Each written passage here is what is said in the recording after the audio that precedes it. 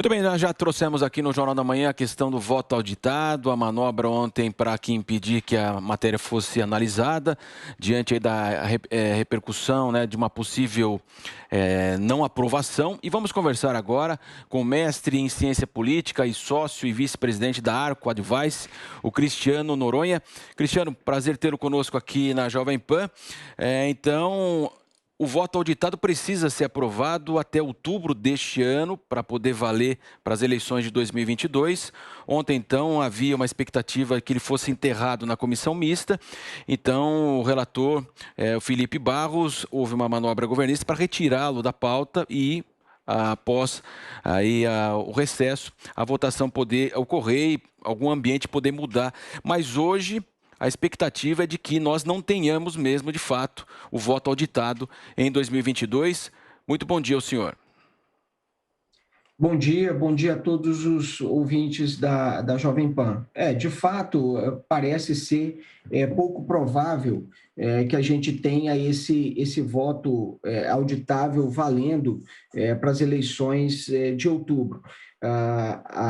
O processo de votação ontem, de discussão na comissão especial, já deixou muito claro o grau de divergência, de falta de apoio que a matéria encontra na Câmara dos Deputados. Numa comissão acabou acontecendo uma grande confusão, mas uma votação prévia até que aconteceu de um requerimento de retirada de pauta, a gente vê que há uma intenção de maior parte do colegiado. Vale dizer que esses membros dessa comissão foram modificados, né? Mas que não há um apoio da maioria dessa comissão. Repito, que foi trocado os seus membros justamente para evitar que a matéria siga adiante. E a gente está falando de uma proposta de emenda à Constituição, que precisa de 308 votos na Câmara e ainda tem que ir para o Senado, precisa passar pela Comissão de Constituição e Justiça e ainda duas votações de 49, com apoio de 49 votos dos senadores. Então, é muito pouco provável que a gente tenha essa implementação do voto impresso já nas eleições desse ano, do próximo ano, desculpa.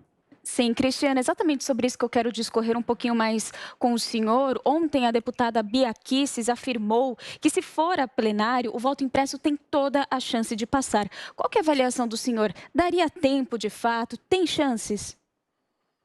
Bom, primeiro você vê que na votação na comissão, que requer apenas maioria simples, não tem apoio.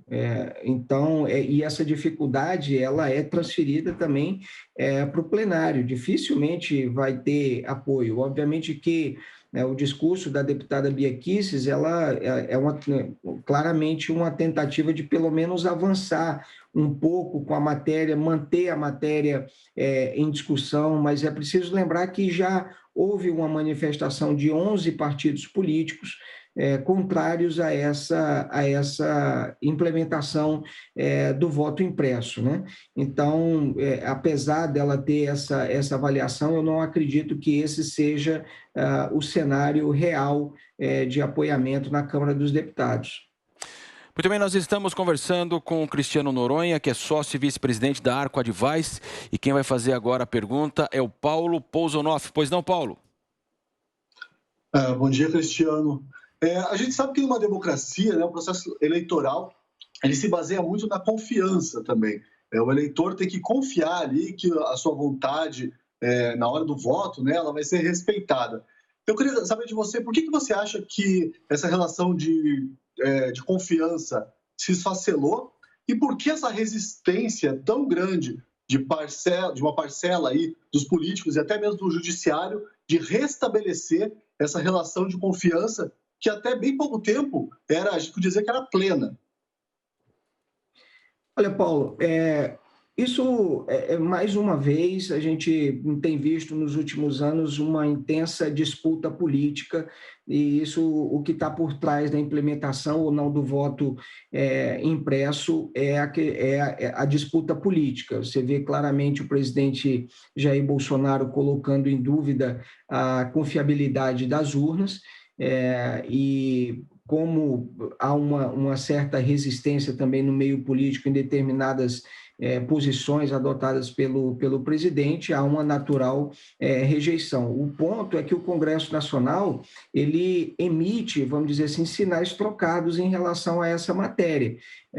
Por que sinais trocados? Porque já houve uma aprovação na Câmara, no Congresso Nacional, em relação à impressão do voto. Segundo, a questão do custo que isso poderia trazer, a gente viu na votação da Lei de Diretrizes Orçamentárias, o Congresso Nacional aprovando um aumento do fundo eleitoral de 2 bilhões para 5,7 bilhões. Então, isso é mais até do que o custo da implementação dessa questão do voto impresso.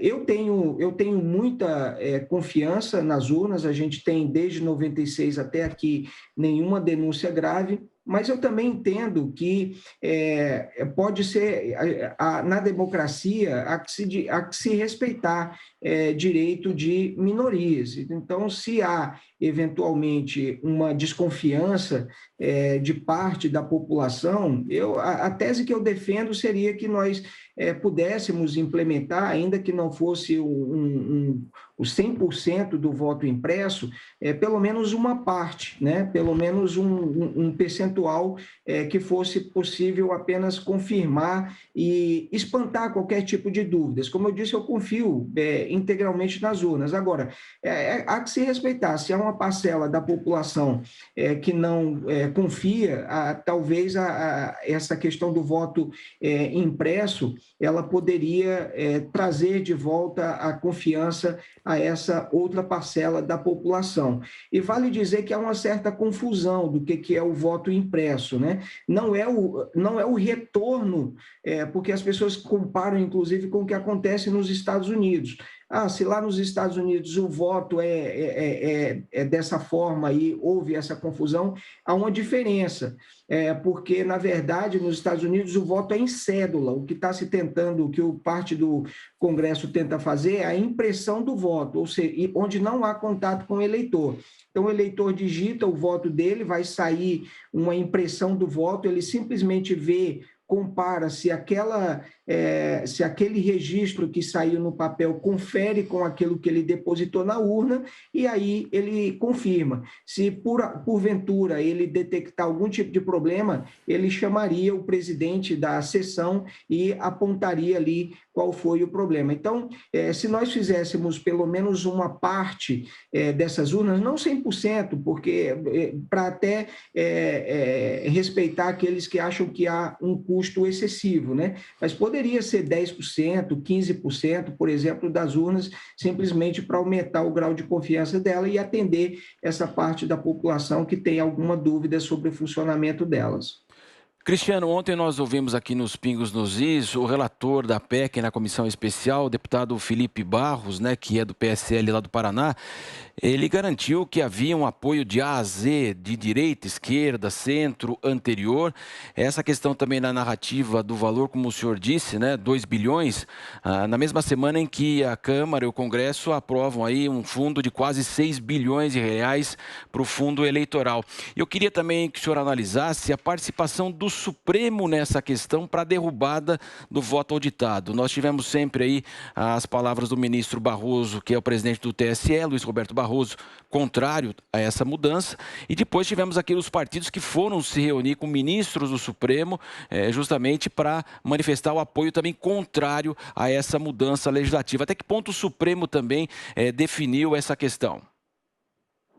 Olha, quando o Congresso Nacional aprovou, aliás, vale dizer que havia uma lei de 2002, né, aprovado ainda na gestão do ex-presidente Fernando Henrique, instituindo o voto impresso, né? O Supremo Tribunal acabou considerando isso inconstitucional, porque isso estava lá, foi aprovado, foi feito via lei ordinária. Por isso, até que o Congresso agora discute nesse momento por uma emenda constitucional. Um dos aspectos apontados pelo Supremo Tribunal para decretar inconstitucionalidade foi o custo, né? Na minha avaliação, obviamente que o custo é relevante, o custo é importante, sim, mas eu entendo que isso não seja aspecto de constitucionalidade. O Supremo Tribunal Federal não pode alegar a questão do custo para eventualmente declarar uma lei ou um dispositivo qualquer inconstitucional. A vontade do legislador, nesse caso, é o Congresso Nacional, que é o representante do povo, quem tem que julgar se a questão do custo importa nesse caso ou não. E essa avaliação tem que ser feita no âmbito do poder legislativo. O que o Supremo tem que analisar é se isso eventualmente fere alguma cláusula constitucional.